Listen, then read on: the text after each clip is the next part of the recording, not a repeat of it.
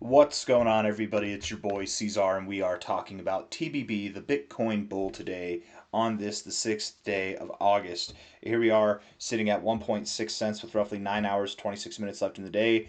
Hit that like button, subscribe. Thank you all for being here, and let's get into it. So here we are consolidating a little bit. We've been consolidating now for the past 24 hours or so, a little bit more than that. And I would still say this V-shaped recovery thing is a possibility. We still could see this moving up in that V-shaped kind of formation. We'd have to get a move on relatively quickly. But the longer we consolidate here, the more that this does look kind of like step by step, which again, I don't think is a bad thing. It throws off the negative part is that if it's V-shaped, we have a target of just above this target area here, right? We probably go just above that resistance point. And so now we have to change our targets, but that's really it. I mean, the positives that come from this are much, much more. Um, like as far as how many negatives to positives there are. Anyways, all I'm trying to say is moving up like this and then consolidating, it gives people a chance to make the wrong decision, to make the right decision, to panic sell, to flop, to try to trade. The smart money to get in, it gives them time to think about it and get in.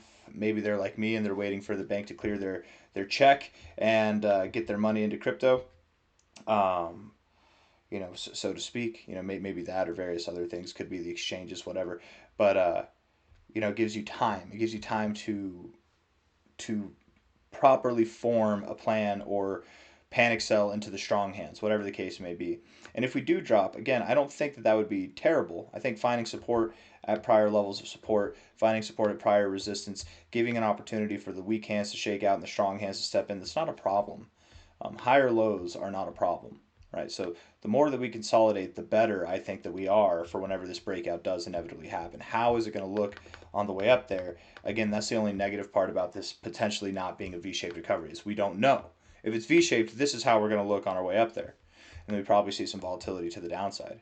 Make no mistake, guys, if this is V-shaped, we could go all the way up to 5.5 cents, 6 cents, and we could pull right back to this price and then continue to move on. And that sounds fun, but I don't like going through these massive drops, right? I'd rather see this slow consolidation, this stair-stepping formation on the way up. I think that builds strength. That typically builds more strength. Taking our time is not a problem here. But 16.3 cents, I'm hoping it doesn't take off before I get some cash into this thing. 1 hour time frame, looking at this here, zooming in. And of course, I've got cash in this. For anybody who doesn't know, I am in the top 20 wallets. I'm actually pretty close to the top 10. But anyways, looking at this here, so I've got exposure. I've definitely got exposure. I want to buy more. Why not expose myself a little bit more? Looking at the RSI, it does seem as though we've got a little consolidation phase going on in the RSI right here, a little consolidation. I wouldn't call it a downtrend. It looks kind of like a wedge in its own right. And maybe we do continue to move down. Maybe it gets oversold, something like that. Or maybe we're just at this point where we're about to break out to the upside. Again, if we break out soon and we continue to move up soon, like by the end of today, I think it's possible this V-shaped recovery still remains intact, right? On the 1 hour, it's kind of harder to see because you're moving like this, but still overall, it would be, it'd be pretty symmetrical. And in fact, even if we moved up from here, right now we move up a substantial degree, this is actually moving faster than it did on the way down, which typically with V-shaped recoveries, this part is faster than this part, typically. Not always, but typically. Sometimes they're symmetrical, sometimes it's slower, but that's just how I think about it. Looking at the 1 hour MACD, the MACDs come down to the zero. You've got these higher lows in your histogram. You're right at the zero here with your oscillators, the orange and the blue line. We've seen this kind of stuff happen before back here, and then we rallied, right? We had a kind of flat top, higher low. Got this kind of like flat top, higher low. It's kind of flat both ways, very boring price action. Volume is dying off. We're about to break out. We're in this consolidation phase in the RSI. We're in this consolidation phase here in the price. And the MACD is at a perfect area to bounce. I think we're going to bounce. I think we're going to move up higher. And yes, for anybody who's wondering, is this a bull flag? I think we could call it a bull flag. I really do think that that's acceptable. These bull flags with TBB have been very helpful in determining the direction of the price. I've noticed that the price targets for these bull flags are typically not met. We've actually typically fallen short of these price targets, to be fair. Um, this one here, I think the bull flag that we had in mind here was that we go to 2.1 cents, and we went actually just below 2 cents. And in fact, this first stop, the breakout move itself, only went to 1.9 cents. So again, just below there. We've seen this kind of happen throughout TBB's history. But this is the bull flag. This is the measure move I'm going to take. Maybe we could take it from this high. Let's do both. Let's do both so we have a little bit of a range. And again, I would expect with my newfound analysis, my newfound observations, that if I'm taking it from here, this would be the low to measure from. Whereas if I'm taking it from here, this would be the low to measure from. That we probably go below this range. But this is the bull flag measure move target area, depending on how you want to take it. Somewhere between 6.38 cents to 5.4 cents. That lines up very well with this V-shaped recovery target. And again, on the 1 hour, it doesn't look that obvious that we're in a V-shaped recovery. But if we keep moving at this pace here, we see a bull flag breakout, we move at this pace, it's going to look like a V. There's a little hook in the middle, but it's going to look like a V, especially on the 4 hour and the higher time frames. So that's our target range based off a potential reciprocated move that we have here from the low to the high. And I would assume that we do go just below there. So maybe we actually get a double top. Maybe now that I'm calling for us to go just below this target area, maybe we actually hit the target area, or we go through it. It'd be nice if we bust through it, wouldn't it? But again, the bigger that we rally without consolidating, the larger that pullback will likely be, because people will be taking profits, people will be trying to trade. Imagine you have a bunch of people who are buying, who are setting their bets now. They wake up tomorrow, they wake up in a week or less, and the price is up here. You've got like a multi-hundred% growth on you, gains on you. Probably going to take profits, and that profit taking will sell. People who buy up here, people who buy along the way, they're going to panic sell. That will add to selling pressure. And again, the higher up we go in the shorter amount of time, the more volatility, the more shaking out that we'll probably see. Probably. Not always. Not always. I'm not trading this thing. If it sounds like, oh, so there's going to be a tradable opportunity, I'm not trading this thing. I think anybody who's tried to trade this thing with size has had a terrible time doing so. But to each their own, 1 hour time, one hour time frame, 4 hour time frame here, looking at this, rejecting the overbought zone. It's not what we wanted to see. It's not what I was forecasting yesterday, but hey, we did it. We rejected the overbought zone. And this is all we got from it. Typically, let me just say, when you go from getting overbought so consistently, such a bullish RSI. This is just this. I know everybody says that this here, that this is Picasso. This whole move up is Picasso. Even this part is Picasso, right? Finding support at prior resistance. That's great. This is Picasso. This is beautiful on the RSI. It truly is.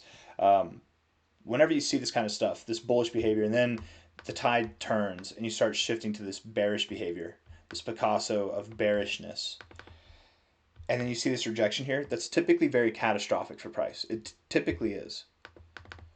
But we haven't seen any catastrophe, have we? It's been over a day in this area since that rejection, and all we've done is consolidate. That's good. I think it's good. Here we are, MACD on the 4 hour is about to cross above the zero. We mentioned this while we were down here, that the real test is going to be this zero level. Because once we're here, are we going to reject? Is it going to be a partial rejection and then we come up and cross later? Or are we just going to blast through it? My preferred method, and I think yours too, would be that we blast through it. The second to that would be that it's a soft rejection, not a harsh rejection. If it's a harsh rejection, maybe this rejection off the overbought zone was worse than I thought it was, and we're just getting a delayed reaction, which can happen. It's not the probable thing to happen, but it can happen. If it's a harsh rejection, we'll definitely shift tones. I'll talk to you guys about that. But if it's a soft rejection, that's still okay. Soft rejection, what do I mean by that? Let me see. I just mean instead of full-blown rejecting, you clearly find some turbulence here. Maybe you flip red for a little bit like this, and then we come up and we cross green later. I think Bitcoin has a good example of this. Let's see. Maybe on the 4 hour. Kind of like this, but it didn't really work out, did it? You had a soft rejection here. You came up, you found resistance. It was a soft rejection. You did move down, you did get lower lows here, but this is very small. Again, it's not the best example. And you came back up, but this time you got the real rejection. That time you got the real rejection, the actual thing there. But just something that's not too significant. And in this case, a soft rejection does not mean that it has to go lower. Again, with Bitcoin, you went lower, but you're dealing with percentages that are less than like 5%. This is quite the significant different dynamic there. So a soft rejection is fine. Breaking through the zero is fine. Those are the outcomes that we want to see. And these things are determined by 4-hour closes. So if we see some volatility in between the 4-hour closes, don't panic. Wait for closing candles to determine what they do. But I am calling for a break through the zero level. I think that this will break through the zero. Maybe we get a soft rejection. It is Thursday. Tomorrow's Friday. It's the weekend. TBB typically performs well over the weekend. Typically. Not last weekend, but typically it does. If we get a rejection here, maybe we pull back down. We get that higher low that I was talking about earlier in this video, and then we move up. And that actually wouldn't be a bad thing at all. Come back down to like $10 million market cap, 1 cent. Find support there. Psychological support at prior support, resistance, and that market cap rounded number level there. What would that be from a Fib perspective? That'd also be right at the 0.5, which is fine, you know, something like that. Maybe we go to the golden ratio. Maybe we bounce off the 382. Maybe, who knows? Maybe we just blast through the roof from here. But overall, yes, it kind of gives me bull flag vibes. I would think that we move up, and if we don't move up, that's fine, so long as we don't, you know, see a catastrophic drop like that. And I don't think that we will. I personally don't think that we will. We look at this from a high to a low on the Fibs, and you're at the golden ratio. Typically with this golden ratio, what you'll see is a rejection off the golden ratio. You come back down to the 0.5382 area to find support, and then you rally up higher. If you don't do that, if you don't find support here, typically you go lower. Well, we didn't actually enter this area. I guess we did technically a little bit here, but what we're doing is we're finding support on this area. We've rejected the golden ratio now like 3 times, right? Once, it might be less obvious here on the 4-hour, but let's go on the 1-hour. I'll show you, right? Once, twice, 3 times. We've rejected it, okay? But we haven't really gone below the 0.5 at all, this green line here. We're holding our ground right here. Anything can happen, okay? The statistics would guide us to the upside, but we can still drop. It can happen. But this is largely the reason why I think that the 4-hour MACD, we're going to see it push through the zero. I think we're going to see it push through the zero because, again, with this type of behavior around the golden ratio, crowding like this, you either do reject it or you don't. You either do or you don't. And to me, it looks like we're don'ting. We're going to don't reject this. And with that, the next target area based off the Fibs, taking the measure moves of the potential bull flag out of the equation, the next measure move would be somewhere around 2.9 to 3.7 cents, somewhere up here, which is still great. Right? A lot of people wrote this thing off. A lot of FUD came out about this at the bottom. People were threatening to sue Jason, but they're not actually suing. They're just spreading FUD. People were threatening to sue me. I got this crazy person from Europe trying to FUD me. They're trying to be like, oh, and they like even posted a wallet that I have no affiliation with at all, that I've never used. I don't even know. I didn't look at the wallet. I mean, maybe if you look up there, you can see some extraction. There's extraction in all types of coins, guys. Every single coin that exists, Bitcoin to your lowest meme coin, they all exist, man. Especially in projects that are new, that are exciting, that captivate communities. There are bots that are looking for stuff like that to siphon off funds from the community. You have to be patient. You have to have conviction. That's why conviction wins. Those bots will make money over time because they don't have emotion. They don't play off of emotion. They play off of your emotion, but not off of theirs. Where if you have conviction, like we do in TBB, sure, there might be some bots trying to extract value from this thing and maybe manipulating the price down. That might happen. But that happens in everything. That literally happens in everything. And the difference is, I actually made a post about this yesterday, man. I made a post about this exact thing yesterday. The difference is here, presenting the Bitcoin bull, Jason Williams, our fearless leader, 68.76% of the total supply. That's his what's the word? The wallet he uses to deploy for airdrops and the cold storage wallet. Okay, maybe I shouldn't say cold storage. The air-gapped wallet. Cold storage leaves a bad taste in people's mouth. His is safe, I swear. I would think it is.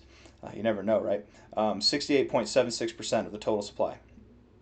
Top 40 holders, 17.67% of the total supply, excluding Jason's wallet, right? So top 40 holders, excluding him. The total supply controlled by diamond-nutted psychopaths is 86.43%. That's less than 15% of the supply up for grabs. That's less than 1.5 apples. And the unique thing about this is that this total supply from the top 40 being held, it's only gone up. It's only gone up since this drop happened. Normally, in this circumstance where you see this dropping happen, a drop of this level, it was a 90 from top to bottom. It's a 90% drop, you guys. Whenever you see something like this happen, you do not see the top 40 buying more of the supply. You see them exiting, okay? It doesn't matter how good a project is. If there's no conviction in it, it doesn't come back, right? And we've seen conviction. We've seen conviction. Now there's less than 15% of the supply. What I mean, just think about it from basic economic terms. Like this is something that we learned in grade school, right? Let alone college. I'm sure people have better understandings of this. But whenever there's demand for something, but there's not enough supply to go around, what happens to the price? It's economics 101.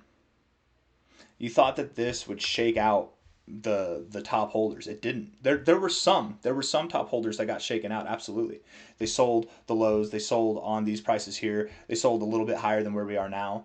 You know, some might have even sold the top. I don't know, but I've been following, and these wallets are adding. What happens whenever the supply shrinks but demand stays the same? What happens when supply shrinks but demand increases? What happens if supply shrinks at a faster rate than demand shrinks? All of those answers lead to price going up. That's it. That's it. It's economics 101. It doesn't have to be immediate. It doesn't have to be today like that. It's not like this teleportation that happens. Oh, we're just going to move up to where there's more supply than there is demand. That's not how it works sometimes.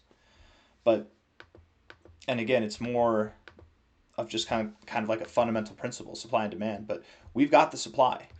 I mean this when I said this. I'm 100% serious. I know it sounds funny, but I'm serious. This is the total supply that's controlled by diamond-nutted psychopaths. You guys are freaking psychopaths, and I'm glad to be a part of it. I'm glad to own my 0.5% in this.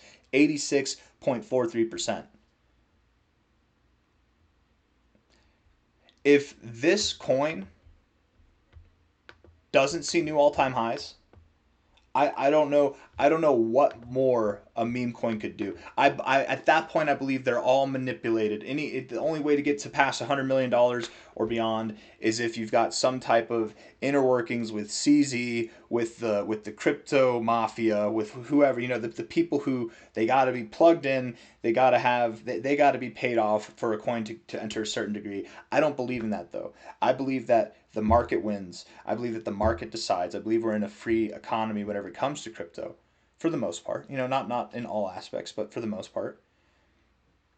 And we've got the right tools here, guys. If diamond nutted psychopaths, if the head diamond nut himself, Jason Williams, doing everything that he's doing, everything that the community's doing, if this isn't the type of thing that causes sensational price movement, and it already has. Let's be fair. It's already seen a 300x from bottom to top. But if this is the type of thing that can't get past 100 million, can't get to $1 billion, I'm just going to swear off memes forever, man. Because I don't think there's any meme in the space. I'm not saying this for tribalism. I'm not saying this because I'm biased. Maybe I'm biased. Maybe I'm tribalistic for this coin. Maybe. I try not to be.